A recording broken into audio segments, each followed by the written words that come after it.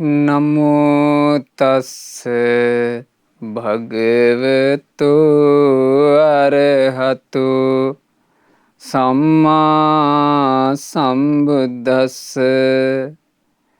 ඒ භාග්‍යවත් වූ අරහත් වූ ගෞතම නම් වූ අපගේ සම්මා සම්බුදුරජාණන් වහන්සේට මේ මුළු මහත් ජීවිතේම සැපවත් කර ගැනීම පිණිස හේතු වෙන උතුම් ශ්‍රී සද්ධර්මයේ දේශනා කොට වදාළ අපගේ පරම පූජනීය ශාස්තෘන් වහන්සේට නමස්කාර වේවා. සාදු සාදු සාදු. මාගේ ගුරු දේවෝත්තම පරම පූජනීය පින්වත් ලොකු ස්වාමින් වහන්සේට ගෞරවාදර වන්දනාව වේවා. සාදු සාදු සාදු.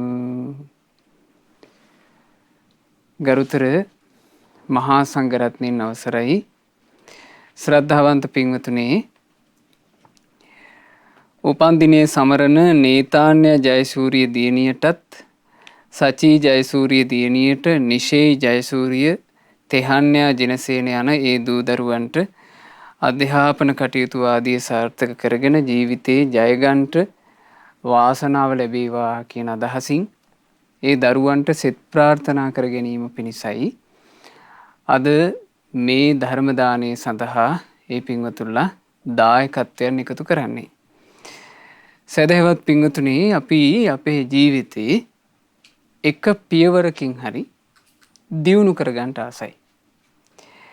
අපේ ජීවිතේ දියුණු කරගන්නවා කියන කාරණේ ගැන අපි හැමදෙනාම ආසයි.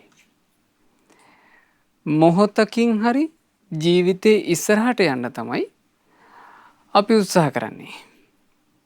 ටික ටික හරි ජීවිතේ සැපවත් කරගන්න තියෙනවා නම් කියන හිත අපි හැමදෙනාටම තියෙනවා. ජීවිතය තුළ දශමයක් හෝ ඉදිරියක් ගැන හිතන අපිට බුදුරජාණන් වහන්සේ මෙහෙම දේශනා කළා. නාහං භික්කවේ අඤ්ඤං ඒකං ගම්පි සමනුපස්සාමි බාහිරංගං. මහණෙනි, මේ මිනිස්යාට මනුස්ස ජීවිතය ගත කරනකොට මේ මිනිස්යාට බාහිර අංගයක් විදිහට මුණ ගැහෙන දේවල් අතරේ තථාගත බුදුරජාණන් වහන්සේ වෙන එකම අංගයක්වත් දකින්නේ නැහැ කියනවා. යං ඒවං මහතු අත්ථාය සංවත්තති. මේ තරම් මිනිසෙකුගේ ජීවිතේ දියුණුව පිණිස හේතු වෙන, සැපේ පිණිස හේතු වෙන, අභිවෘද්ධිය පිණිස හේතු වෙන එකම බාහිර අංගයක්වත් දකින්නේ නැහැ කියනවා. යතහිදම් භික්කවේ කල්යාණ මිත්තතා. කල්යාණ මිත්‍රයා තරම්. බුදුරජාණන් වහන්සේ දේශනා කළා, මහණෙනි, යම් මේ මිනිස්සෙකුට කල්යාණ මිත්‍රයා මුණ ගැහුණොත් ඒ කල්යාණ මිත්‍රයා මුණ ගැහිම තමයි කියනවා ඒ මිනිස්යාගේ ජීවිතේ සැපේ පිණිස හේතු වෙන්නේ. කල්යාණ මිත්‍රයා මුණ ගැහිම තමයි කියනවා ඒ මිනිස්යාගේ ජීවිතේ මොහොතින් මොහොත දියුණුව කරා යාමට හේතු වෙන්නේ. කල්යාණ මිත්‍රයා මුණ ගැහිම තමයි කියනවා දශමයෙන් දශමේ හරි ජීවිතේ සැපවත් වීම පිණිස හේතු වෙන්නේ. එතකොට අපි අපේ ජීවිතේ දියුණු කරගන්න කැමති නම් ඒ දියුණුව කැමති අපට බාහිරින් මුණ ගැහෙන වටිනාම දේ කුමක්ද? කල්යාණ මිත්‍රයෙක් ආශ්‍රය කරන්ට ලැබීම. හැබැයි පින්වතුනේ, කල්යාණ මිත්‍රයා කියලා කියන්නේ බොහෝම දුර්ලභ කෙනෙක්. මේ ලෝකේ කල්යාණ මිත්‍රයෝ කියලා කියන්නේ අතිශයින් දුර්ලභයි. මේ ලෝකේ ඕන තරම් ඉන්නවා පවිටෝ. පවිටුව සත්පුරුෂයෝ. එතකොට ජීවිතේ යහපතක් හොයාගෙන යන මිනිස්යාට පවිටු අසත්පුරුෂයෝ ගොඩාක් අතරින් කල්යාණ මිත්‍රයෙක් මුණ ගැහෙනවා කියලා කියන්නේ ඒක පුදුමාකාර වාසනාවක්. බුද්ධ කාලේ ගත්තත් අද කාලේ ගත්තත් හැම කාලෙම ලෝකේ පින්වතුනේ මේ කාරණේ මෙහිමමයි. ඒ කියලා කියන්නේ මිනිසෙකුගේ ජීවිතේට මේ පවිටු අසත්පුරුෂයෝ ගොඩාක් මැදින් කල්යාණ මිත්‍රයෙක් මුණ ගැහෙනවා කියන එක, සත්පුරුෂයෙක් මුණ ගැහෙනවා කියන එක හරීම දුර්ලභ එකක්. ඒක පුදුම වාසනාවක්. කල්යාණ මිත්‍රයා මුණ ගැහෙනවා කියන එක වාසනාවක්. ඊළඟට ලැබිච්ච කල්යාණ මිත්‍ර ඇසුර, ලැබිච්ච සත්පුරුෂ ඇසුර, ලැබිච්ච යහපත් ඇසුර අඛණ්ඩව පවත්වාගෙන යනවා කියන එකත් මිනිස්සුෙකුට ලැබෙන පුදුම වාසනාවක්. ඒ ඔය කාරණේ ගැන කතා කරනකොට පින්වතුනි, වර්තමානයේ මේ මනුස්ස ලෝකේ විශේෂයෙන් ලංකා භූමියේ උපන්න මිනිස්සුන්ට කල්යාණ මිත්‍ර ඇසුරක් ලබන්ට, තෙරුවන් ගැන ගුණ වශයෙන් ඉස්මතු කර කර කතා කරන උතුම් කල්යාණ මිත්‍රයෙක් මුණ ගැහෙන්න වාසනාව ලැබුණා.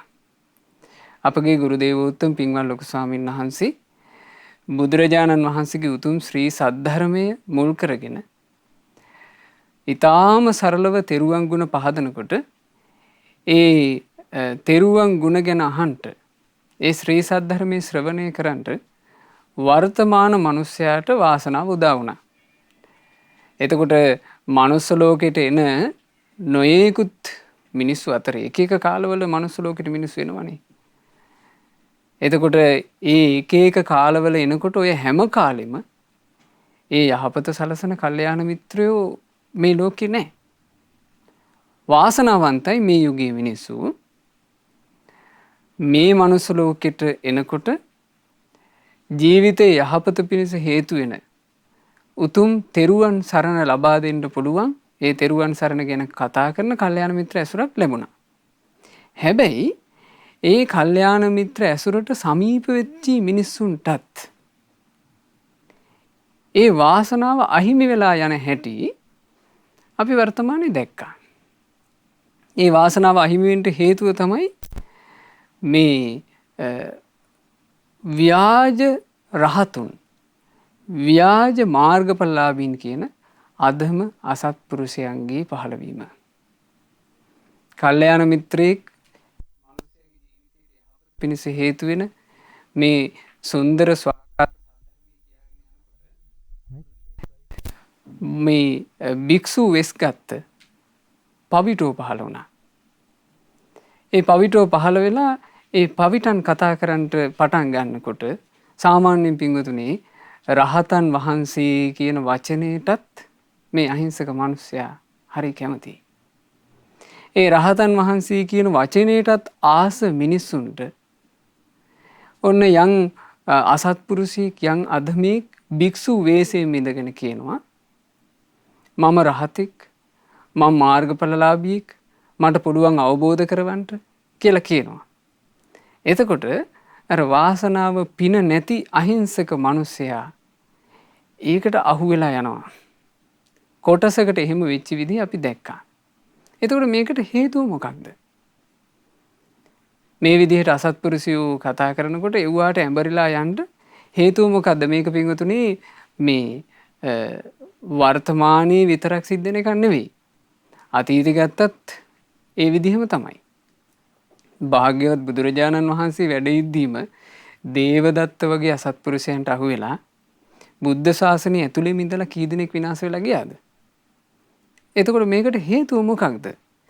මේකට හේතුව තමයි මේ හොර රහතුන්ට, ව්‍යාජ රහතුන්ට අහු වෙන්න හේතුව තමයි හැබෑම රහතන් වහන්සේලාගේ ඇසුර නොලැබීම. ආනේ නිසා අපි කල්පනා කළා හැබෑම රහතන් වහන්සේලාගේ ඇසුර මේ පින්වත් හැමදිනාගේ ජීවිතයට සමීප කරවීම පිණිස උතුම් වැඩසටහනක් ආරම්භ කරන්න.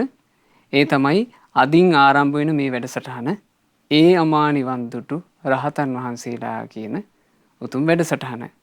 මොකද පින්වතුනි අපිට අපේ ජීවිතේ පෞද්ගලිකව අපිට වාසනාවක් උදා වුණා. අපි කෙරෙහි අනුකම්පාවෙන් අපට සත්‍ය වූ බුදුරජාණන් වහන්සේගේ නිර්මල වූ ශ්‍රී සද්ධර්මයේම කියා දෙන අපගේ ගුරු දේවෝත්තම පින්වත් ලොකු ස්වාමීන් වහන්සේ කියන කල්යාණ මිත්‍රයන්න් වහන්සේ ඇසුරු කරන්ට අපිට පෞද්ගලිකව අපේ ජීවිතේ වාසනාවක් උදා වුණා.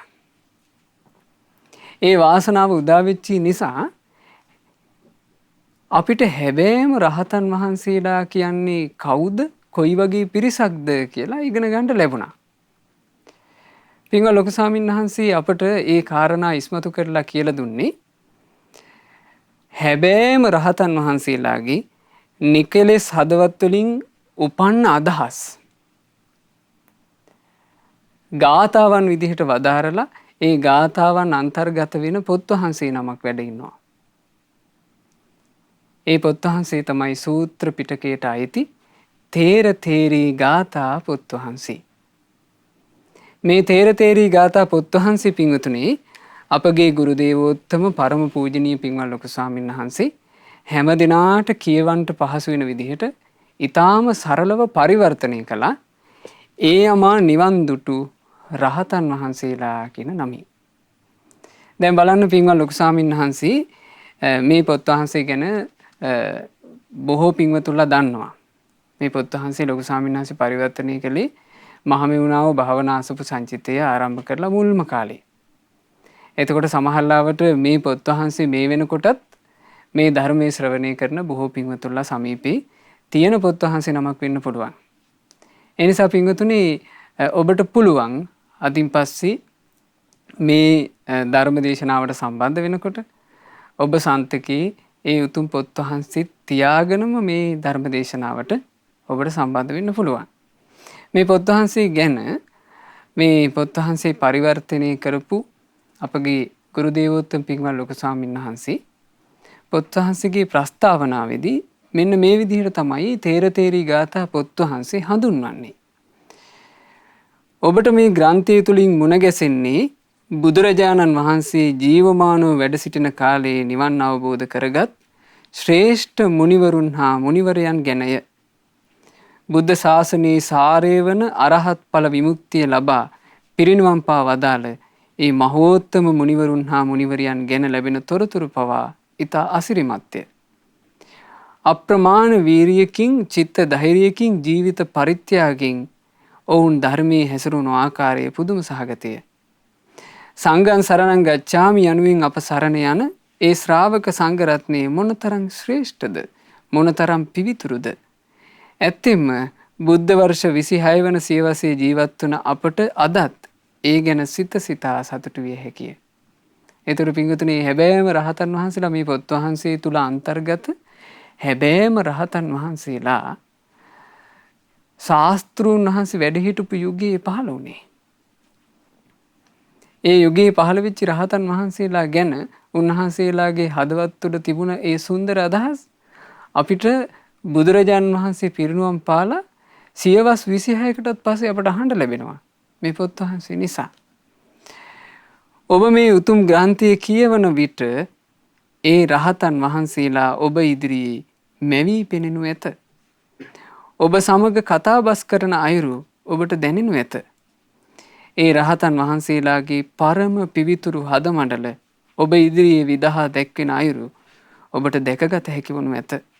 බුදුරජාණන් වහන්සේගේ ශ්‍රාවක සංගරුවන ඒකාන්තයෙන් අසිරිමත් වන සේක. මේ ලොකු ස්වාමීන් වහන්සේ මේ පොත් වහන්සේගේ ප්‍රස්තාවනාවේ සඳහන් කරන කාරණේ. පින්වතුනි මේ තේර තේරී ගාථා පොත් වහන්සේ ඊටාම පැහැදීමෙන් අපි කියවනකොට මේ පොත් වහන්සේ තුල ඒ රහතන් වහන්සේලාගේ ගාථා අපි එකින් එක ඉගෙන ගනිද්දී අපට හොඳට තේරුම් ගන්න පුළුවන් ඒ රහතන් වහන්සේලාගේ ආකල්ප මොනවද? ඊළඟට උන්වහන්සේලා කොයිතරම් තමන්ට සැපේ සලසා දීපු ශාස්ත්‍රූන් වහන්සේව වර්ණනා කළාද? තමන් සැපේ උදා කරගත්ත ධර්මය ඒ රහතන් වහන්සේලා කොච්චර වර්ණනා කළාද? මේ දේවල් අපට හොඳට දැනගන්න පුළුවන් පැහැදීමෙන් යුක්තව තේර තේරී ගාථා පොත් වහන්සේ කියවනකොට. ඉතින් මේ පොත් වහන්සේ මීට පෙර කියවලා තියෙන පින්වතුන්ලා මා මේ කියන කාරණේ මනාකොට දන්නවා. පින්වතුනි රහතන් වහන්සේලාගේ අවවාද මේ පොත් වහන්සේ තුල අන්තර්ගත ඒ රහතන් වහන්සේලාගේ අවවාද අපි එකින් එක හොඳට හිතට අරගත්තොත් ඒ හිතට අරගෙන ඒ අවවාද අනුශාසනාවලට අනුව ටික ටික හරි ජීවිතේ පරිවර්තනය කරගන්න වෙනස් කරගන්න අපි මහන්සි ගත්තොත් එහෙම ආන් ඒ දෙයට කියනවා රහතන් වහන්සේලා ඇසුරු කරනවා කියලා. ඕන්න ඒක ඔබ හොඳට තේරුම් ගත යුතු එකක්. රහතන් වහන්සේලා ඇසුරු කරනවා කියලා කියන්නේ මොකක්ද? සත්පුරුෂයෝ ඇසුරු කරනවා කියන්නේ මොකක්ද? කල්යාණ මිත්‍රයෝ ඇසුරු කරනවා කියන්නේ මොකක්ද? බුදුරජාණන් වහන්සේව ඇසුරු කරනවා කියන්නේ මොකක්ද කියලා. ඇසුරු කරනවා කියලා කියන්නේ පින්වතුනි ළඟට වෙලා ඉන්නවා කියන එක නෙමෙයි. ඇසුරු කරනවා කියලා කියන්නේ ඉස්සරහට මූණට පේන්න වාඩි වෙලා ඉන්නවා කියන එක නෙමෙයි. ඇසුර කියන එක ශාස්ත්‍රුන් වහන්සේ බුදුරජාණන් වහන්සේ මෙහෙම දේශනා කළේ මහණෙනි. ඔන්න එක භික්ෂුවක් ඉන්නවා. ඒ භික්ෂුව ශාස්ත්‍රුන් වහන්සේගේ සිවුරේ කොනේ මේ එල්ලිලා ඉන්න කෙනෙක්. ඒ භික්ෂුව ශාස්ත්‍රුන් වහන්සේගේ සිවුරු කොන අල්ලගෙන ඉන්නවා. ශාස්ත්‍රුන් වහන්සේගේ සිවුරු කොන යා අල්ලගෙන ඉන්නවා කියලා කියන්නේ ඒ භික්ෂුව බුදුරජාණන් වහන්සේ ළඟ ඉන්න කෙනෙක්ද දුර ඉන්න කෙනෙක්ද? ළඟම ඉන්නේ. ළඟම ඉඳගෙන බුදුරජාණන් වහන්සේගේ සිවුරේ කොනකින් අල්ලගෙන බුදුරජාණන් වහන්සේත් එක්කම ඒ භික්ෂුව ගමන් කරනවා. බුදුරජාණන් වහන්සේ වදාලා මහණෙනි ඒ වුණාට ඒ භික්ෂුව බුදුරජාණන් වහන්සේගේ අවවාද ගැන පැහැදීමක් නැති කෙනෙක්. බුදුරජාණන් වහන්සේ කරන අවවාද හිතට ගන්නේ නැති කෙනෙක්. බුදුරජාණන් වහන්සේගේ අවවාද වලට අනුව ජීවිතේ හැඩගස්වා ගන්නට චුට්ටක්වත් මහන්සි ගන්නේ නැති කෙනෙක්. භාග්‍යතුන් වහන්සේ වදාලා මහණෙනි එයා සිවුරේ කොන අල්ලගෙන මගේ ළඟ හිටියත් එයා ඉන්නේ මට ගොඩාක් දුරින්. මමත් ඉන්නේ භික්ෂුවට ගොඩාක් දුරින්. ඒ භික්ෂුව මාව ඇසුරු කරන්නේ කිව්වා. හැබැයි පින්වත් මහණෙනි යම් භික්ෂුවක් ඉන්නවා ශාස්ත්‍රුන් වහන්සේට යොදුන් 100කටත් දුර. ඒ භික්ෂුව ශාස්ත්‍රුන් වහන්සේගේ අවවාද සිහි කරනවා. අවවාද ගැන පැහැදීමෙන් සිහි කරනවා. ගෞරවයෙන් සිහි කරනවා. ඒ අවවාදයට අනුශාසනාවට අනුව ජීවිතේ හැඩගස්ව ගන්න ඕනි කියලා හිතනවා. ඒ සඳහා ටික ටික පුරුදු වෙනවා. බුදුරජාණන් වහන්සේ දේශනා කළා මහණෙනි නොපෙනෙන තාක් ඈතක ඒ භික්ෂුව හිටියත් ඇත්තෙම ඒ භික්ෂුව ඉන්නේ ශාස්ත්‍රුන් වහන්සේ ළඟයි. ශාස්ත්‍රුන් වහන්සේද සිටින්නේ ඒ භික්ෂුව ළඟයි. මහණෙනි මේ භික්ෂුව ශාස්ත්‍රුන් වහන්සේව ඇසුරු කරන කෙනෙක් කියලා බුදුරජාණන් වහන්සේ දේශනා කළේ. ඒ නිසා පින්වතුනි ඇසුර කියන එක පැහැදිලි කරගන්න ඕන එකක්. රහතන් වහන්සේලා ඇසුරු කරනවා කියන්නේ මොකක්ද? මේ රහතන් වහන්සේලාගේ අවවාද ගැන පැහැදීමෙන් ජීවිත වෙනස් කරගන්නට, ජීවිතේ පරිවර්තනය කරගන්නට, ජීවිතේ සැපවත් කරගන්නට අපි දශමයකින් හරි වෑයම් කරනවා නම් ඒකයි ඇසුර. දැන් අපි හිතමු අපට ජීවමානව රහතන් වහන්සේ නම මුණ ගැහුණා කියලා. ඒ ජීවමානව රහතන් වහන්සේ මුණ ගැහුණත් ඒ රහතන් වහන්සේ කරන අවවාදයක්, අනුශාසනාවක්, මඟ පෙන්වීමක් අහලා ඒ අනුව ජීවිතේ හදාගන්න මහන්සි ගන්නේ නැත්නම් එතන ඇසුරක් තියනවද? එතනින් එයාට සැලසෙන යහපතක් තියනවද? කිසිම යහපතක් නැහැ. ඒ නිසා ඔබ හොඳට මේ කාරණේ තේරුම් අරගන්න ඕනේ. ඉතින් ඒ නිසාමයි අපි අද දවසේ පටන් මේ විදිහට රහතන් වහන්සේලාගේ ඇසුර ඔබට සමීප කරවන්න. හැබෑම රහතන් වහන්සේලාගේ ඇසුර ඔබට සමීප කරවන්න මේ උතුම් වැඩසටහන ආරම්භ කරන්නේ. එතකොට මේ පොත් වහන්සේ තුල අන්තර්ගත මේ ගාථාවන්ගේ අරුත් ඔබට ඊටාම පැහැදිලිව මේ වැඩසටහනේදී අපි පැහැදිලි කරලා දෙනවා. ඊළඟට අටුවා පොත් වහන්සේලා තුල අන්තර්ගත මේ රහතන් වහන්සේලාගේ ජීවිතවල ආශ්චර්යමත් තොරතුරු. ඊළඟ කාරණේ තමයි මේ රහතන් වහන්සේලා අරහත්ත්වයේ පසක් කිරීම පිණිස. දැන් අරහත්ත්වයටපත් වෙනවා කියලා කියන්නේ කොයිතරම් ලොකු පින්බලයකින් ලැබෙන දෙයක්ද නේ? එතකොට ඒ අරහත්ත්වයටපත් වීම පිණිස උන්වහන්සේලා සංසාර ගමනේ එනකොට කරපු ආශ්චර්යවත් පින්කම්. ඒ පින් වලින් උපන්න සොඳුරු පුණ්‍ය ඵල. මේ හැමදේම පින්වතුනි ඔබට මේ වැඩසටහන් මාලාවේදී ඒ අමා නිවන් දුටු රහතන් වහන්සේලා කියන මේ වැඩසටහන් මාලාවේදී ඔබට ඉගෙන ගන්න ලැබෙනවා. ලොකු ස්වාමීන් වහන්සේ මේ ප්‍රස්තාවනාවේදී තවත් කාරණාවක් මෙහෙම සටහන් කරලා තියෙනවා. ලෝකයේ ඒ අසිරිමත් උතුමන් බිහිවන්නේ බුද්ධ ශාසනයක පමණි. ඒට හේතුව සෝවාන් සකදාගාමි අනාගාමි අරහත් යන මාර්ගඵල අවබෝධය ඇති කරවන ආර්ය අෂ්ටාංගික මාර්ගය ගැන කියවෙන්නේ බුද්ධ ශාසනයක් තුල පමණක් නිසාය. රහතන් වහන්සේලාගේ ජීවිත පැවැත්ම සාමාන්‍ය කෙනෙකුට කොහෙත්ම සිතාගත නොහැකිය. එතරම් සැහැල්ලු, එතරම් සරල, එතරම් නිදහස් ඒ රහතන් වහන්සේලා මේ ලෝකයේ තුල නිදහසීම වැඩම කොට වදාළසේක.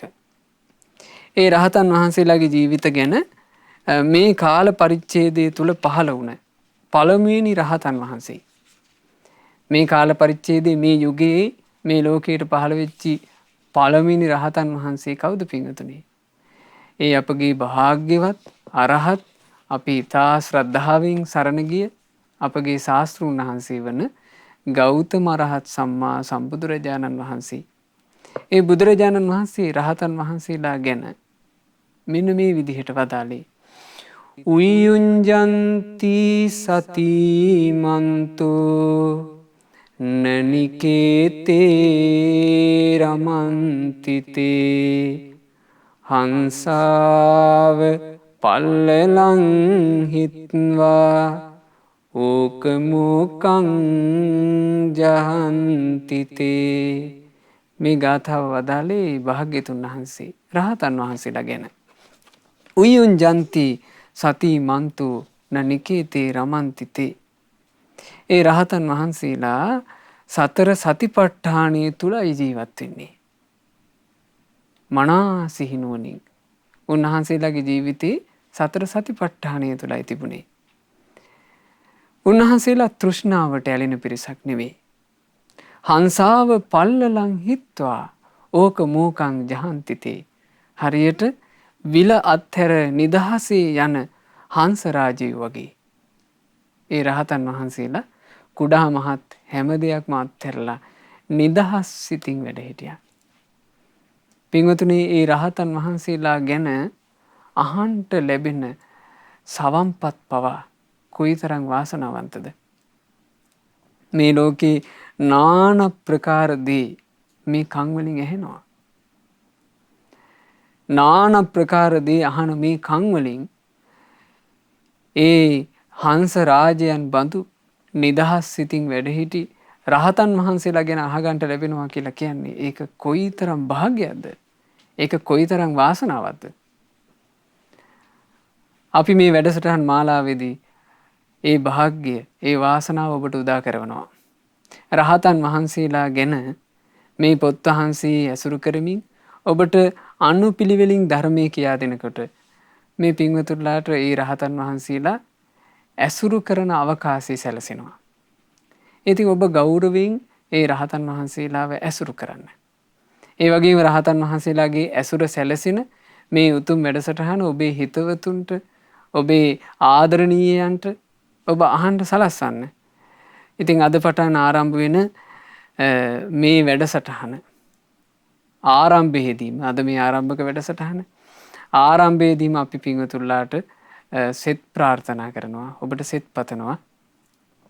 මේ උතුම් සද්ධර්ම දේශනා තුළින් හැබෑම රහතන් වහන්සේලා අඳුනාගෙන ඒ සැබෑම රහතන් වහන්සේලාගේ උතුම් කල්යාණ මිත්‍ර ඇසුර ලැබමින් තමන්ගේ ජීවිතේ සැපවත් කරගන්නට මේ පින්වතුන්ලා හැම දිනාට වාසනාව ලැබෙත්වා කියලා අපි ඔබට සෙත් ප්‍රාර්ථනා කරනවා. පින්වතුනි, මේ තේර තේරේ ගාථා පොත් වහන්සේ ආරම්භ වෙන්නේ නිදාන ගාථා වලින්. නිදාන ගාථා කියලා කියන්නේ මොනවද? මේ ධර්මය සංගායනා කළේ සංගීතිකාරක මහරහතන් වහන්සේලා. පළවෙනි ධර්ම සංගායනාව සිදු කළේ අපගේ මහා කස්සප මහරහතන් වහන්සේ ප්‍රධාන, ඊළඟට අපගේ ආනන්ද මහරහතන් වහන්සේ ප්‍රධාන 500ක් මහරහතන් වහන්සේලා. ඒ රහතන් වහන්සේලා ධර්ම සංගායනාවන් සිදු කරනකොට ඒ ධර්ම සංගායනාවන් හිදී මේ තේර තේරී ගාථා පොත් වහන්සේ මේ තේර තේරී ගාථාවන් උන්වහන්සේලා සංගායනා කළා.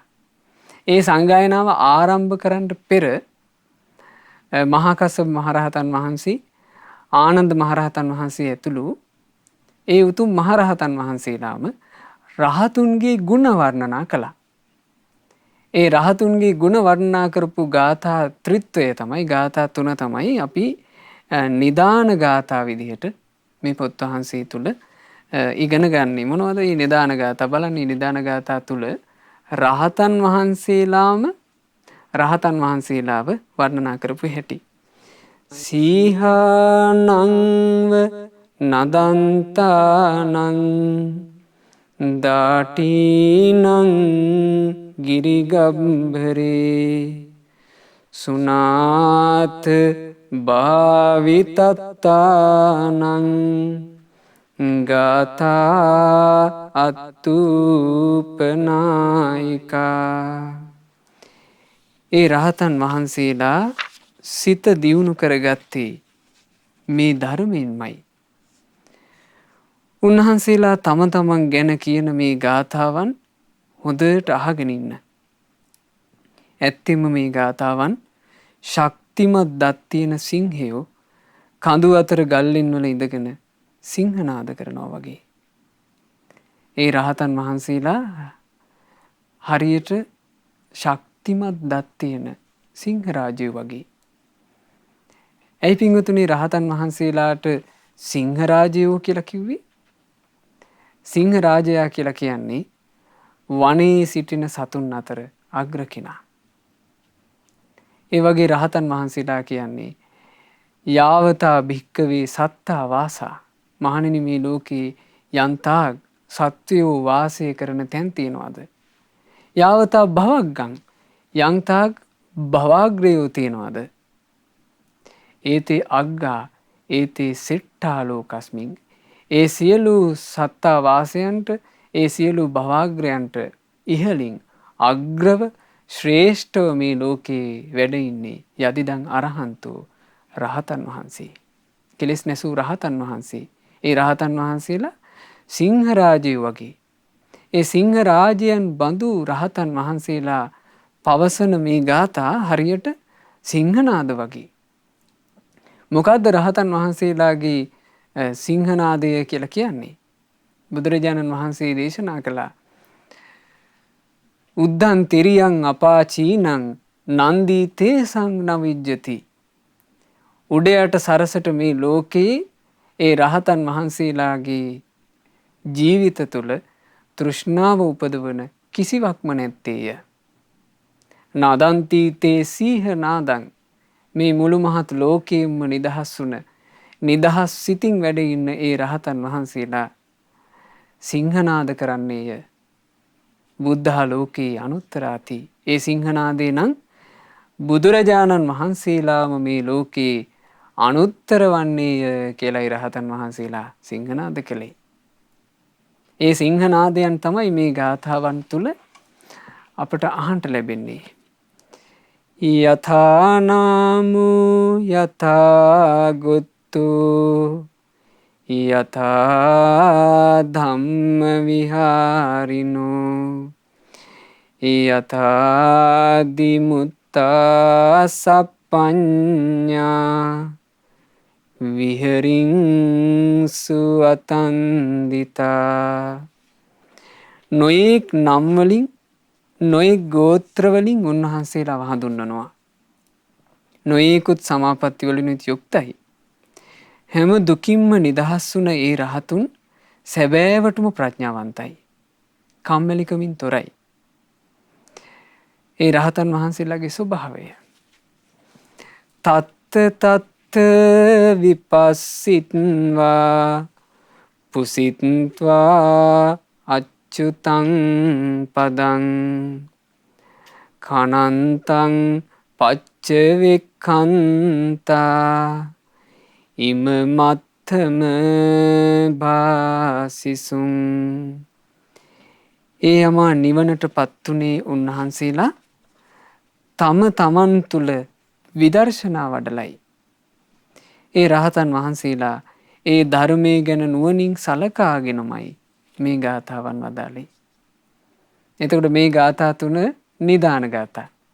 මේ නිදාන ගාථාවන් වදාළේ සංගීතිකාරක මහරහතන් වහන්සේලා රහතන් වහන්සේ කියන ඒ මහා ශ්‍රේෂ්ඨ උත්තමයා කොයි වගේද කියලා හඳුන්වන්න.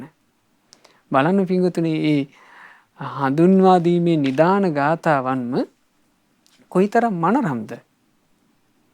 ඒ රහතන් වහන්සේලාම ඒ රහතන් වහන්සේලාව ඒ විදිහට වර්ණනා කළා. ඒ වර්ණනාවත් එක්ක තමයි මේ උතුම් පොත් වහන්සේ තේර තේරී ගාථා පොත් වහන්සේ ආරම්භ වෙන්නේ. මේ පොත් වහන්සේගේ මුලින්ම සඳහන් වෙන්නේ ඒකක නිපාතය. ඒකක නිපාතය කියලා කියන්නේ එක ගාථාව බැගින් මේ වදාළ කොටස. ඒ කියන්නේ මේ ඒකක නිපාතය තුල තියෙන්නේ රහතන් වහන්සේ නමක් වදාළ එක ගාථාවක්. කියන්නේ නැතෙන් රහතන් වහන්සේලා එක ගාථාවකින් තමයි අපට අවවාද කළේ. එහෙම නැත්නම් උන්වහන්සේලාගේ හිතේ තියෙන ඒ නිකලස් බව ඒ සංසිඳුණු ප්‍රීතිය උන්වහන්සේලා වදාළේ එක ගාථාවකින්. අන්න ඒ ගාථාවන් ඒකක නිපාතයේදී සංග්‍රහ වුණා. ඒකක නිපාතයේ පළමුවෙනි ගාථා රත්නය. ඒකක නිපාතේ පළමුවෙනි ගාථාව වදාළේ මේ බුද්ධ ශාසනයේ රහතන් වහන්සේලා අතරේ හිටපු ආශ්චර්යමත් රහතන් වහන්සේ නමක්. ඒ රහතන් වහන්සේ තමයි පිඩුසිඟා වඩිද්දී ගෙයක් ගෙයක් පාසා මෛත්‍රී ධ්‍යානයට සමවදින මුනිවරයා. අනිත් රහතන් වහන්සේලා අතරේ ඒ රහතන් වහන්සේගේ තිබුණා විශේෂත්වයක්. උන්වහන්සේ උදෑසනින්ම පාත්‍රය අරගෙන පිණ්ඩපාතේ වඩිනකොට උන්වහන්සේ ඒ පිණ්ඩපාත පාත්‍රය අරගෙන ගෙයක් ගෙයක් ගාන යන්නේ මේ දානේ පූජා කරන පින්වතුන්ට මහත්ඵල මහානිසංස පින් අයිති වේවා කියන අදහසින් උන්වහන්සේ නිවසක් ළඟට ගිහිල්ලා ඒ නිවසේ මිනිස්සු දානේ පූජා කරන මොහොතේ මෛත්‍රී ධ්‍යානයට සමවදිනවා. මෛත්‍රී ධ්‍යානයෙන් ඉඳමින් තමයි උන්වහන්සේ දානේ පිළිගන්නේ. දානේ පිළි අරගෙන ඉවරනාට පස්සේ ධ්‍යානයෙන් නැගිටලා උන්වහන්සේ සූපත් වේවා කියලා සිත පතලා ඊළඟ නිවසට වැඩම කරනවා. ඊළඟ නිවස ළඟදී ඒ මිනිස්සුන්ගේ දානේ පිළිගන්න මොහොතට උන්වහන්සේ ආයමත් මෛත්‍රී ධ්‍යානයට සමවදිනවා. ඇයි මෛත්‍රී ධ්‍යානයට එහෙම සමවදින්නේ? මේ දම් පූජා කරන මිනිස්යන්ට මහත්ඵල මහානිසංස පිං උපදීවා කියන අදහසින්. ඒ තමයි පිංගුතුනේ රහතන් වහන්සේලා. යථාපි බමරෝ පුප්පං වන්න ගන්ධං අහේටයන්. බඹරෙක් මලකට ගිහිල්ලා ඒ මලින් රොන් චුට්ටක් අරගෙන එනවා. ඒ රොන් චුට්ට අරගෙන ආවා කියලා මලේ පැහැයටවත් මලේ සුවඳටවත් ඒ බඹර හානි කරන්නේ. එයා තමන්ගේ යැපීම පිණිස රොන් චුට්ටක් ඒ මලෙන් අරගෙන එනවා. ඵලේති රසමාදාය එවං ගාමී මුනිචරේ. ඒ වගේමයි නිකලස් මුනිවරු ගයක් ගයක් පාසා ගමේ පිණ්ඩපාතේ වැඩියේ රස තෘෂ්ණාවකින් නෙමෙයි. අද රසවත් කෑම ලැබෙයි කියලා නෙමෙයි. ඒ දානේ පූජා කරන මිනිස්සයාට මහත්ඵල මහානිසංස උතුම් පිනක් උපදවන අදහසින් රහතන් වහන්සේලා හැම රහතන් වහන්සේ නමම පිණ්ඩපාතේ වැඩි. ඒ රහතන් වහන්සේලා අතරත් මේ උතුම් රහතන් වහන්සේ විශේෂයි. මේ රහතන් වහන්සේ කවුද? සුභූති මහරහතන් වහන්සේ. මේ ශාසනය තුල අග්‍රස්ථාන දෙකකින් පිදුම් ලැබූ මහා ශ්‍රාවක රහතන් වහන්සේ. සුභූති මහරහතන් වහන්සේ කියලා කියන්නේ පින්වතුනි මහා ශ්‍රාවක රහතන් වහන්සේ නමක්. ඒ කියන්නේ රහතන් වහන්සේලා අතරත් හිටියා මහා ශ්‍රාවක රහතන් වහන්සේලා කියලා විශේෂ පිරිසක්. එතකොට ඒ මහා ශ්‍රාවක රහතන් වහන්සේලා ඒ මහා ශ්‍රාවක භාවයේ පිණිස සංසාර ගමනේ එනකොට අසංකේය කල්ප දෙකකුත් කල්ප ලක්ෂයක් ගුණධර්ම පූර්ණේ කරන්න ඕන කියනවා මහා ශ්‍රාවක බව පිණිසම. ඒ වගේම විශේෂ වත පුරන්න ඕන කියනවා. කුමක්ද ඒ වත? ගත පච්චාගත වත කියන විශේෂ වත උන්වහන්සේලා පූර්ණේ කරලා තියෙන්න ඕන කියනවා. ඉතින් මේවා සඳහන් වෙන්නේ අට කතා පොත් වහන්සේ තුල. දැන් ගතපච්චා ගතවත කියන කාරණේ අපි මේ දේශනාවේදී පැහැදිලි කරන්නේ. මොකද පසේ බුදු පෙළහර ධර්ම දේශනා මාලාවේදී අපි ඔබට හොඳට පැහැදිලි කරලා දුන්නා. ගතපච්චා ගතවත කියලා කියන්නේ මොකක්ද කියලානේ. එතකොට සුභූති මහරහතන් වහන්සේගේ ගාථා රත්නය තමයි තේර තේරී ගාථා පොත් වහන්සේගේ පළමුවෙනි ගාථාව විදිහට සඳහන් වෙන්නේ. එතකොට කොහොමද පින්වතුනි මේ සුභූති මහරහත් මුනිදුන් කියන මේ ආශ්චර්යවත් ශ්‍රාවක රත්නය, මේ ආශ්චර්යවත් ජීවිතේ බිහි වුණේ? උන්වහන්සේගේ අපදාන පාළියේ මෙන්න මෙහෙම තියෙනවා. එකල හිමාල පර්වතයට සමීපයේ නිසඹ නමින් එක්තරා පර්වතයක් තිබුණා. ඒ පර්වතයේ ලස්සනට කරවපු ආශ්‍රමයක් තිබුණා. ඉතින් මං ඒ කාලේ ඔය නිසඹ පර්වතයේ ඒ ආශ්‍රමේ හුදෙකලාව තපස් කරපු ජටාදර තාපසෙක්. ඒ කාලේ මගේ නම කෝසිය. දැන් මේ සුභූති මහරහතන් වහන්සේගේ ඈත අතීත ජීවිතේ. ওই විදිහට මං තපස් කරමින් වනයේ වාසය කරනකොට ඒ මගේ තාපස ජීවිතේටම අවුරුදු 30000ක් ගෙවි ගියා. එතකොට පින්වතුනි මේ දීර්ඝ ආයුෂ තියෙන කාලේ මේ ඇත්තටම පදුමුත්තර අරහත් සම්මා සම්බුදුරජාණන් වහන්සේගේ යුගයේ. පදුමුත්තර බුදුරජාණන් වහන්සේගේ යුගයේ මිනිස්යාගේ ආයුෂය අවුරුදු ලක්ෂයක්ව පැවතියා. එතකොට ඒ පදුමුත්තර බුදුරජාණන් වහන්සේගේ යුගයේ මේ කෝසිය කියන තාපසයෙක් විදිහට තමයි ඉඳලා තියෙන්නේ. ඒ තාපසයා තාපස ජීවිතේම ගත කරලා තියෙනවා අවුරුදු 30000ක්. ඔය සිද්ධිය වුණේ මීට කල්ප ලක්ෂයකට පෙර. ජීවිතේට අර්ථයක් හොයාගෙන ওই විදිහට වනයේට වෙලා වාසය කරපු මගේ සමීපයට එදා පදුමුත්තර සම්මා සම්බුදුරජාණන් වහන්සේ වැඩම කළා. ඒ කෝසිය තාපසයා හිටපු වනයේට පදුමුත්තර කියන බුදුරජාණන් වහන්සේ වැඩම කළා. ඒ වැඩම කරපු අසිරිය හරීම ලස්සනට වර්ණනා කරනවා. බලන්න මේ බුදුරජාණන් වහන්සේ ගැන කියන විදිහ. තිම්බ රූසක වන්නා බොහෝ තියඹරා ගෙඩියේ පැහැ ඇති අප්පමෙය්‍යෝ අප්‍රමාණ ගුණ ඇති අනුපමෝ උපමා කළ නොහැකි තරම් ගුණ ඇති රූපේන අසදිසෝ රූපයෙන් අසදෘශ වූ. රූපයෙන් අසදෘශයි කියලා කියන්නේ රූපයෙන් කිසිවකට සම කළ නොහැකි ඒ බුදුරජාණන් අහස් ගෙබේ සැක්මන් කරමින් වැඩ සිටිසේක. එතකොට කෝසිය තාපසයා ළඟට බුදුරජාණන් වහන්සේ වැඩියේ අහසින් වැඩලා අහසේ සක්මන් කළා. සුපුල්ලෝ සාල රාජාව උන්වහන්සේ හරියට මල් පිරී ගියපු මහා සල්රුකක් වගේ. පින්වතුනි මේ සුන්දරත්වය ඔබ හිතින් මවා ගන්න. ඒ බුදුරජාණන් වහන්සේ වර්ණනා කරනවා හරියට සම්පූර්ණ මලින් පිරී ගියපු සල්රුකක් වගේ. විජ්ජුව අබ්බගන්තරේ වැහිවලා අතරින් ඝන වැහිවලා අතරින් විදුලියක් කොටනවා වගේ.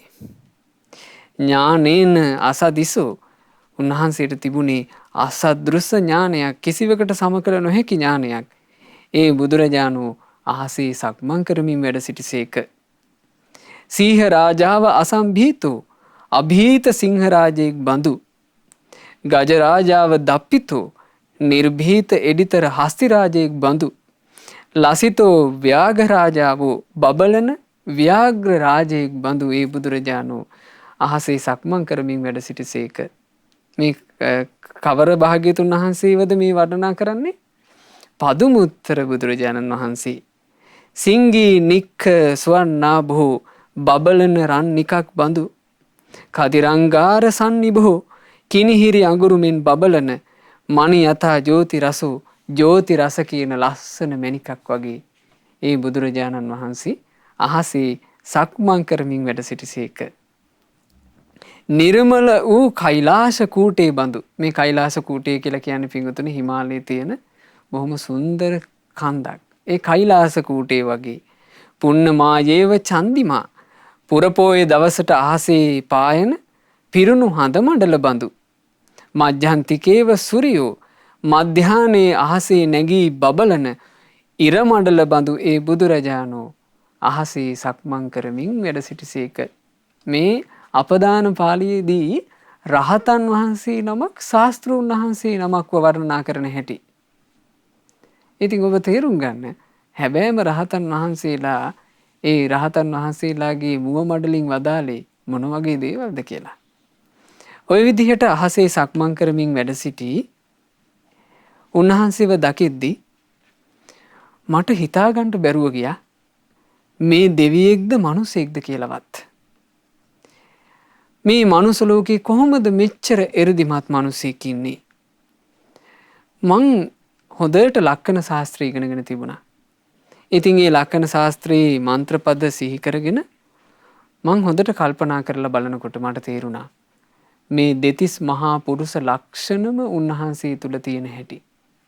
ඉතින් මං තේරුම් ගත්තා මේ ඒකාන්තයෙන්ම සම්මා සම්බුදුරජාණන් වහන්සේ නමක් වැඩ ඉන්නේ. ඔය විදිහට හිතලා මං හිත පහදව ගත්තා. එහෙම හිත පහදවගෙන මගේ ශිෂ්‍ය පිරිසත් එක්ක එකතු වෙලා දැන් මේ මෙතුමා ඒ කියන්නේ කෝසිය සිටු මේ කෝසිය තාපසයා අවුරුදු 30000ක් නේ වනේනේ. එතකොට ගෝල බාලයෝ හිටියා. මේ ගෝල බාලයොත් එක්ක එකතු වෙලා එතුමා කරේ මොකද්ද? නොයෙක් මල් වර්ග එකතු කළා. ඒ මල් වර්ග එකතු කරලා මල් වලින් ආසනයක් හැදුවා. ඒකට කියනවා පුෂ්පාසනේ. දැන් මේ පුෂ්පාසනේ කියලා කියන එක වින්වතුනේ අපි අද වුණත් දැන් අපේ පින්කම් තියෙනකොට ඔය සෑරජානන් වහන්සේලාගේ පින්කම් තියෙනවා. අපි නොඑක විශාල මහා පින්කම් සිද්ධ කළා. ඒ මහා පින්කම් සිද්ධ කරනකොට අපි ශාස්ත්‍රඥ වහන්සේ වඩා හිඳුවන්ට ලස්සන මල් වලින් සරසලා මල් අසුනක් හදන්නේ නැද්ද? මල් අසුන් හදනවා. එතකොට මේ මල් අසුන හදන්නේ ඇයි අපි? ගෞරවය නිසා, ප්‍රසාදේ නිසා. ඉතින් එදා කෝසිය තාපසයටත් එහෙම හිතුණා. එයා මේ ලස්සන අසුනක් සාමාන්‍ය අසුනක් හොඳට මලින් සැරසුවා. ඒ මලින් සරසලා නරසාරති වූ අග්‍ර වූ බුදුරජුන්ට ආරාධනා කළා. වීරයාණන් වහන්සේ මා විසින් මේ උතුම් වූ මල් අසුන පැනවූයේ නුඹ වහන්සේ උදෙසාමයි. මගේ සිත සතුටු කරවමින් අනේ ස්වාමීනි මෙහි වැඩ හිඳිනාසේක්වා කියලා එදා කෝසිය තවුස ආරාධනා කරලා තියෙනවා. ඉතින් බුදුරජාණන් වහන්සේ මේ මල් ආසනේ ඔහුට අනුකම්පාවෙන් වාඩි වුණා. මේ වාඩි වෙච්ච හැටි ඔහු පැහැදුණු විදිහ කියනවා අභීත කේසර සිංහ රාජෙක් වගේ ඒ බුදුරජාණන් වහන්සේ මගේ පුෂ්පාසනේ මත වැඩ හිටියා. පින්වතුනි බුදුරජාණන් වහන්සේලා පහළ වෙන කාලේ දුර්ලභයි. ඉතින් ඔබ සතුටු වෙන්න මේ දහම අහන පින්වතුන්ලා සමහර වෙලාවට මේ දහම අහන්ට පෙරම බුදුරජාණන් වහන්සේ උදෙසා මේ ඔය පින්කම් කරන අවස්ථාවවලදී මල් ආසන හදලා ඇති. බුදුරජාණන් වහන්සේගේ ආසනේ මල් වලින් සරසලා ඇති. හිත සතුටු කරගන්න. බුදුරජාණන් වහන්සේ නමකට මල් ආසනයක් පූජා කරන පින. ඒ මල් ආසනේ ඒ විදිහට පූජා කරාට පස්සේ බුදුරජාණන් වහන්සේ මට අනුකම්පාවෙන්ම සද්දිනක් ඒ ආසනේ නිරෝධ සමාපත්තියෙන් වැඩ හිටියා. ඉතින් මං ගොඩාක් ගෞරවයෙන් බුදුරජාණන් වහන්සේට වන්දනා කරගෙන ඒ සතියම බුදුරජාණන් වහන්සේට උපහාර දැක්වුවා. ඒ සතිය ඇවෑමින් භාග්‍යතුන් වහන්සේ සමාධියෙන් නැගී සිටියා. ඒ නැගී සිටලා බුදුරජාණන් වහන්සේ මා කෙරෙහි බොහෝම අනුකම්පාවෙන් මෙන්න මෙහෙම වදාලා කියනවා. භාවනා අතරින් උතුම් වූ බුද්ධානුස්සති භාවනාව වඩන්ට. මොකද්ද එදා පදුමුතර බුදුරජාණන් වහන්සේ කරපු අවවාදේ? භාවනා අතර තියෙන උතුම්ම භාවනාව බුද්ධානුස්සතිය. ඒක වඩන්ට කිව්වා. ඉතින් ඒ බුදුරජාණන් වහන්සේගේ අවවාදයේ පිළිගත්ත මම එදා පටන් ජීවිතයේ තියෙන තාක්ම බුද්ධානුස්සතිය වැඩුවා. ඒක බලන්න කියනවා ලෝකනාත වූ තථාගතයන් වහන්සේට নমස්කාර කරමින් මම ප්‍රමුදිත වූ සිතින්ම උතුම් වූ බුද්ධානුස්සතිය හැම කල්හි වැඩුවෙමි. මේ කල්ප ලක්ෂයකට කලින් බුද්ධානුස්සතිය වඩන්න පටන්ගෙන ඒ බුද්ධානුස්සතිය වැඩූ පිණින් පින්වතුනි සංසාරේ ගොඩාක් සැප වින්ද කියනවා. ඒ සසරේ සැප විඳිද්දි මෙහෙම කියනවා මේ ගාථාවල සසරේ සැරිසරා ඉද්දී මං මහා භෝග ලැබුවා. මේ දේ නැතයි නොකියන පරිදි මං සංසාර ජීවිතේ සැප ලැබුවා. කියන්නේ සංසාරේ එනකොට ලැබිච්ච ජීවිතවල මේක අඩුයි කියලා කියන්න දෙයක් තිබිලා නැහැ. හොඳට සැප සම්පත් භුක්ති විඳින්මින් පැමිණියා. ඒ පැමිණිලා තමයි මේ ගෞතම බුද්ධ ශාසනයට පැමිණියේ කියලා උන්වහන්සේ අපදාන පාළියේදී. ඉතින් මේ අපදාන පාළියේ තියෙන දීර්ඝ විස්තරයක් අපි ඔබට කෙටි කරලා තමයි මේ කියලා දුන්නේ. ওই විදිහට සසරේ මහා පිං කරගෙන පැමිණිලා බුදුරජාන් වහන්සේට මල්ලාසන පූජා කරලා බුද්ධානුස්සති භාවනාව වඩලා ඊළඟට මේ කාශ්‍යප බුද්ධ ශාසනයේත් මුණ ගැහිලා තියෙනවා. ඒකේ ඒ බුද්ධ ශාසනයේදී ගත පච්චාගත වතත් පූර්ණේ කරලා ගෞතම බුදුරජාන් වහන්සේ පහළ වෙන කාලේ සවැත් නුවර උපන්නා අනේපිඩු සිටුතුමාගේ බාල සොහොයුරා විදිහට. දැන් අනේපිඩු සිටුතුමාගේ නම මොකද්ද? සුදත්ත. ඒ සුදත්ත කියන සිටුතුමාගේ බාල සොහොයුරා උනේ සුභූති. ඉතින් පස්සේ කාලෙක අනේපිඩු සිටුතුමා ගෞතම ශාසනය කෙරෙහි බොහෝ සෙයින් පැහැදිලා ජේත කුමාරයාගේ අට කරීසයක් කියලා කියන්නේ පින්වතුනි දැන් අද අපි ජේතවනාරාමේ වදින්න ගියාට අපිට එදා සිටුතුමා පූජා කරපු මුළු භූමි භාගයෙන් බලා ගන්න නැහැ අපිට. අට කරීසයක් කියලා කියන්නේ අමුණු 32ක් විතර විශාල භූමි භාගයක් අනේපිඩු සිටුතුමා බුදුරජාණන් වහන්සේ ප්‍රමුඛ මහා සංඝරත්නයට පූජා කළා. මේ පින්කම මහා ධනයක් වියදම් කරලා කරපු පින්කමක්. එතකොට මේ කරන පින්කම බලන්ට ඒ කියන්නේ දැන් ඔබ හිතන්න තමන්ගේ අයියානේ මේ පින්කම කරන්නේ නේ. අයියා මේ පින්කම කරනකොට මල්ලි කොහොමත් ඒකට සහසම්බන්ධ වෙනවනේ. එතකොට මේ සුභූති තරුණයාත් ඒ පින්කම බලන්ට ගියා. ඒ පින්කමට සහසම්බන්ධ වුණා. එදා ඒ ජේතවනාරාම පින්කමේදී බුදුරජාණන් වහන්සේ වදාළ ධර්මය අහලා මගේ හිතේ ශ්‍රද්ධාව ඇති වුණා. උන්වහන්සේ කියනවා එදා ජේතවනාරාම පින්කමේදී භාග්‍යතුන් වහන්සේ වදාළ ධර්මය අහලා තමයි මට ශ්‍රද්ධාව හටගත්තේ. මම පැහැදුනා. පැහැදිලා ඉතින් උන්වහන්සේ ගෞතම ශාසනය තුල පැවිදි වුණා. ගොඩාක් පින් කරපු කෙනෙක්නේ පින්වතුනේ. ඉතින් වැඩි කාලයක් ගත වුණේ නැහැ.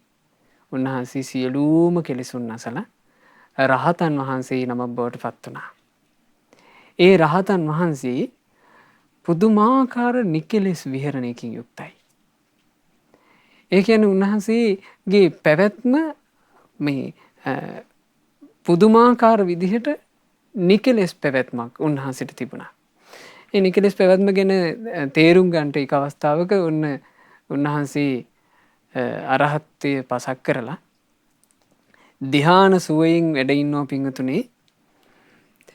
සවැත් නුවර ජේතවනාරාමෙම බුදුරජාණන් වහන්සේ බැහැ දකින්න ආපු වෙලාවක උන්වහන්සේ ධ්‍යානයෙන් වැඩ ඉන්නවා. ඒ ධ්‍යානයෙන් වැඩ ඉන්නකොට භාග්‍යතුන් වහන්සේ ඒ ධ්‍යාන සුවයෙන් සැනසille වැඩ ඉන්න රහතන් වහන්සේ දැකලා බුදුරජාණන් වහන්සේ ගාථාත් වදාළා තියෙනවා. යමෙක් විසින් මිත්‍යා සංකල්ප දුරින්ම දුරු කළා නම් තමා තුළින් මේ මිත්‍යා සංකල්ප සම්පූර්ණයෙන්ම බැහැර කරලා දැම්මනම් මේ රාග ආදී කෙලෙස් ගැට ඔක්කොම ඉක්මවලා ගියා නම්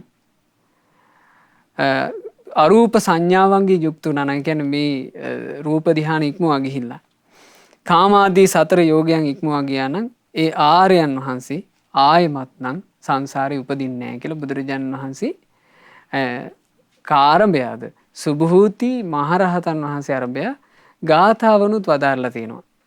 ඉතින් ඒ සුභූති මහරහතන් වහන්සේ ඒ නිසාම ගොඩාක් නිකලෙස් විහරණයකින් යුක්ත වෙච්ච නිසා බුදුරජාණන් වහන්සේගේ ශාසනීය අග්‍ර පදවියකින් පිදුම් ලැබුවා. ඒත දග්ගම් භික්කවේ මම ශාවකානම් භික්ඛූණං අරණ විහාරීණං. මහණෙනි මේ බුදුසසුනේ භික්ෂූන් අතර අරණ විහාරී කියලා කියන්නේ කෙලෙස් රහිත විහරණයෙන් යුතු භික්ෂූන් අතර අග්‍ර වෙන්නේ මේ සුභූති. ඊළඟට මා ඔබට කිව්වානේ දේශනාව ආරම්භ කරනකොටම සුභූති මහරහතන් වහන්සේගේ පිණ්ඩපාතේ වැඩීමේ අසිරියනේ. සුභූති මහරහතන් වහන්සේ පිණ්ඩපාතේ වැඩම කරනකොට ගෙයක් පාසා මේ මිනිස්යන්ට අනුකම්පාවෙන් මෛත්‍රී ධ්‍යානයට සම්වදිනවා. ඒ නිසාම බුදුරජාණන් වහන්සේ අග්‍රපදවියක් මේ පුද කළා. ඒත දග්ගම් භික්කවේ මම ශාවකානම් භික්ඛූනම් දක්ඛිනේයකානම්. පින්වත් මහණෙනි, මේ මාගේ ශ්‍රාවක වූ භික්ෂු සංඝයා අතරේ දක්ෂිනාවන්ට සුදුසු භික්ෂූන් අතර අග්‍ර වෙන්නේ සුභූති භික්ෂුවයි කියලා බුදුරජාණන් වහන්සේ අග්ග පදවි පිරිනැමුවා. ඉතින් පින්වතුනි, නිකලෙස් විහරණයන්ගෙන් අග්‍ර වුණා. ඊළඟට දක්ෂිනාග්‍ර භික්ෂූන්ගෙන් අග්‍ර වුණ අපගේ සුභූති මහරහත් මුනිදුන් දවසක් වැඩම කළා කියනවා. භාග්‍යවත් බුදුරජාණන් වහන්සේ රජගහ නුවර වැඩ ඉන්න කාලේ රජගහ නුවරට බුදුරජාණන් වහන්සේ බැහැ දකින්න. එතකොට රජගහ එනකොට දැන් රජගහ රජකම් කළේ කවුද? සේනිය බිම්බිසාර රජුරුව. සේනිය බිම්බිසාර රජුරන්ට ආරංචි වෙනවා මේ සුභූති තෙරුන්. දැන් සුභූති තෙරුන් කිව්වට මේ රහතන් වහන්සේ නමක් එහෙම දන්නේ නැහැ. නමුත් අනේපිඩු සිටුතුමාගේ බාල සොහොයුරාමයේ කියලා දන්නවා. ඒින්දාම බිම්බිසාර රජුරුව විශේෂයෙන් සුභූති තෙරුන් වහන්සේව මුණ ගැහෙන්න ඇවිත් තිනවා. ඇවිල්ලා වස්සානෙට ළඟයි. වස්සානෙට ළඟ හින්දා ආරාධනා කළ රජුරුව අනේ ස්වාමීනි, එහෙනම් ඔබ වහන්සේ ওই වැඩපු ගමනේ අපට අනුකම්පාවෙන් මේ රජගහ නුවර මගේ උයනෙම වැඩ ඉන්න කිව්වා. ඉතින් සුභූති මහරහතන් වහන්සේ ඒක පිළි අරගෙන තිනවා. පිළි අරගන්නේ කොහොමද? රහතන් වහන්සේලා නිහඬ වුණා. නිහඬව උන්වහන්සේ ඒ ආරාධනාව පිළිගත්තා. ආරාධනාව පිළිගත්තට මොකද? ගොඩාක් කටයුතු තියෙන කෙනෙක් නේ රජුරුව කියන්නේ. මහ රජුරවන්ට මේක අමතක වුණා. දැන් ඔන්න වස් ආරාධනාව ලැබිච්ච නිසා සුභූති මහරහතන් වහන්සේ රජුරුවන්ගේ උයනේ වස් සමාදන් වුණා. රජුරුවන්ට අමතක වුණා තමන් මෙහිම ආරාධනාවක් කරපු බව. දැන් වනයේ මේ රජුරුවන්ගේ උයනේ වැඩ ඉන්න කිව්වට කුටියක් නැහැ. වස් කාලේ ආරම්භ වුණාම සතියෙන් හමාරෙන් වහින්න පටන් ගන්නවනේ. වහින්න පටන් ගන්නකම් මිනිස්සු බලාගෙන ඉන්නවා ගොවිතැන් කරන්න. දැන් මිනිස්සු ඉන්නවා පින්වතුනි, වැස්ස නැහැ. වැස්ස නැති වෙන්න හේතුව මොකක්ද? දෙවිවරු, වැස්ස වලාහක දෙවිවරු දකිනවා නිකලෙස් ගුණ ඇති උතුම් මහරහතන් වහන්සේ නමක්. මනුෂ්‍යයා කෙරෙහි මහා අනුකම්පා ඇති මහරහතන් වහන්සේ නමක් මේ වනපියසේ වැඩ ඉන්නවා. මේ කාලෙකින් වහින පළවෙනි වර්ෂාවට උන්වහන්සේ තෙමුණොත් උන්වහන්සේ අසනීප වෙන්න පුළුවන්. උන්වහන්සේ ගිලන් වෙන්න පුළුවන්. කොහොමද අපි මේ වැස්ස වස්සවන්නේ? ඒ නිසා තෙරුන්ට කුටියක් ලැබෙනතුරු වැසි වසින්නේ නැත කියලා දෙවිවරු වැස්ස නැවැත්තුවා. මේ අහසේ හිටපු දෙවිවරු තමයි වර්ෂා නැවැත්තුවේ. වර්ෂාව නැවැත්තුවට පස්සේ මිනිස්සු බලාගෙන ඉන්නවා වැහි වහින්නේ. අවසානයේ රජුරවන්ට පැමිණිලි කළා. රජුරවන්ට පැමිණිලි කරාම රජුරුව සෝදිසි කරලා බලලා තිනවා. ඒ සෝදිසි කරලා බැලුවා මොකක් නිසාද වැහි වහින්නේ නැත්තේ? වැහි වහින්න මේ වැසි නොවසින්ට හේතුව කිම කියලා බලනකොට ඉතින් එක ඇමතියෙක් දුවගෙන ඇවිල්ලා කිව්වා, දේවයිනි, ඔබතුමා අර ආරාධනා කරපු තෙරුන් වහන්සේ අර වනපියසේ වැඩ ඉන්නව නේද? රාජකීය උයනේ. ඒ උත්තමයන් වහන්සේට කුටියක් නෑ නේද කියලා. තෙරුවන් කෙරෙහි අප්‍රමාණ ශ්‍රද්ධාව ඇති රජුරෝ තේරුම් ගත්තා. එහෙනම් එකටම වැස්ස නැත්තේ මේකයි. ඉක්මනින්ම තෙරුන් වහන්සේ වෙනුවෙන් කුටියක් කෙරෙව්වා. කුටිය කරවලා ඒ කුටියට අපගේ සුභූති මහරහතන් වහන්සේව වැඩම කරවනවා. සුභූති මහරහතන් වහන්සේ වැඩම කරවලා සුභූති මහරහතන් වහන්සේට කිව්වා, ස්වාමීනි, අපිට කමා කරන්ට අපට අමතක වුණානේ. අනේ මේ ඔබ වහන්සේට ආරාධනා කරපු වග මතක් වුණේ වැහි නැති වෙනකොට. ඔබ හිතන්න පින්වතුනි, ගියක් පාසා මිනිස්යන් කෙරෙහි අනුකම්පාවෙන් මෛත්‍රී ධ්‍යානයට සමවදින ස්වාමීන් වහන්සේට, ඒ රහතන් වහන්සේට උන්වහන්සේ නිසා වැහි නොලැබුණා කියලා ආරංචි වෙනකොට කොච්චර හිතට කනගාටුවක් උපදින්නේ නැතිදනේ. ඉතින් සුභූති මහරහතන් වහන්සේ ඒ කුටිය ඇතුළට වැඩම කරලා එදා ගාථාවක් වදාලා දෙවිවරුනේ කොච්චර වැස්සත් කමක් නැහැ දැන් මං කුටිය ඇතුලේ වැඩ ඉන්නේ කියලා. ආන්නේ ගාථාව තමයි තේර තේරී ගාථා පොත් වහන්සේ තුල අන්තර්ගත පළමිනි ගාථාව. නිකලෙස් හිතක් තියෙන සුභූති මහරහතන් වහන්සේ වදාළ ගාථාව. බලන්න මේ ගාථාව. චන්නාමේ කුටිකා සුඛා නිවාතා වස්සදේව යථා සුඛං චිත්තං මේ සුසමාහිතං විමුත්තං ආතාමි විහරාමි වස්සදේවා. මං ඉන්නේ සෙවිලි කළ කුටියකයි. ඒ කුටිය හරි සැපයි. සුළඟින් කරදරයක්ද නෑ. වැහි වලාවෙනි දැන් ඕනෑ තරමක් වහින්න. මගේ සිතත් හොඳ සමාධියකින් යුක්තයි. කෙලෙස් වලිනුත් මා නිදහස් වුණා. මා වසන්නේ බලවත් වීරියකින් යුක්තවයි. වැහි වලාවෙනි දැන් ඕනෑ තරමක් වැහි වහින්න කියලා උන්වහන්සේ මේ ගාථා රත්නේ වදාළේ. ඒ ගාථාව වදාරලා ඉවර වෙනකොට ඒ නිකලෙස් නිකලෙස් මුනිදුන්ගේ වචනය අහලා වලාහක දෙවිවරු වැහි වහින්ට සැලැස්සුවා. ඉතින් එදා රජගහා නුවර සනසවමින් වැසි ඇද හැලුණා කියලා සඳහන් වෙනවා. ඉතින් පින්වතුනි මේ තමයි හැබෑම රහතන් වහන්සේලා.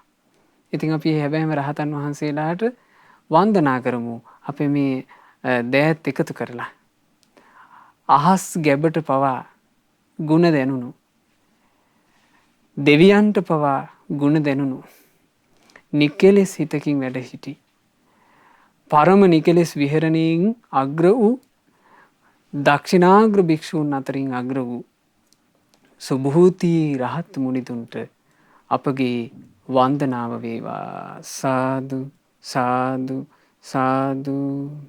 අපටත් ඒ උතුම් රහතන් වහන්සේලා නිවී සැනසුන අමා නිවනේ සැනසෙන්ට වාසනාව ලැබෙත්වා. සාදු සාදු සාදු. අද දවසේ මේ උතුම් ධර්ම දේශනාව තුළින් ජනිත සියලු පුණ්‍ය ධර්මයෝ අපි අනුමෝදන් කරමු සියලු දෙවිවරුන්ට. අල්පේ ශාක්‍ය මහේ ශාක්‍ය ලෝකපාලක සියලු දෙවියෝ සාදරයෙන් පින් අනුමෝදන් වෙත්වා. පින් අනුමෝදන් වන දෙවිවරු දිව්‍ය ආශීසුරින් දිව්‍ය ආශ්චර්යයෙන් වැඩෙත්වා. දෙවියන්ගේ රැකවරණ දෙවියෝ අපට සලසා දෙත්වා. දෙවියෝද සංසාර දුකින් අත මිදෙත්වා. සාදු සාදු සාදු. රැස් කළා වූ සියලු පුණ්‍ය ධර්මයන් මාගේ ගුරු දේවෝත්තම පින්වත් ලොකු ස්වාමීන් වහන්සේට අනුමෝදන්ව පින්වත් ලොකු ස්වාමීන් වහන්සේ නිදුක්ව නිරෝගව දීර්ඝායුෂ ලබත්වා. ගෞතම බුද්ධ ශාසනය තුලම උතුම් වූ චතුරාර්ය සත්‍ය ධර්මය පරිපූර්ණ වශයෙන්ම අවබෝධ කරගන්නට වාසනාව ලැබෙත්වා. සාදු සාදු සාදු. රැස් කරගන්නට යෙදුනා වූ සියලුම පුණ්‍ය ධර්මයන් අද දවසේ දායකත්වයේ දරන පින්වතුන්ලාගේ නමින් මිය පරලොව ගිය උපාලි ජයසූරිය මහත්මයාට එඩ්වඩ් විජේසූරිය සහ මිය පරලොව ගිය සියලු දෙමාපියන්ට පින් අනුමෝදන් වෙත්වා. නොවැම්බර් මාස 28 වෙනි දින මිය පරලොව ගිය සරත් ජයසූරිය මහතාටත් පින් අනුමෝදන් වෙත්වා.